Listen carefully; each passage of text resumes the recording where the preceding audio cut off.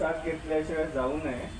आणि प्रसादाला थोडासा वेळ आहे, तर मी असं म्हणेन सर्वांना एक विनंती आहे की आपण सर्वांनी अधिक महिना आहे तर आपण 108 वेळा ओम नमो भगवते वासुदेवाय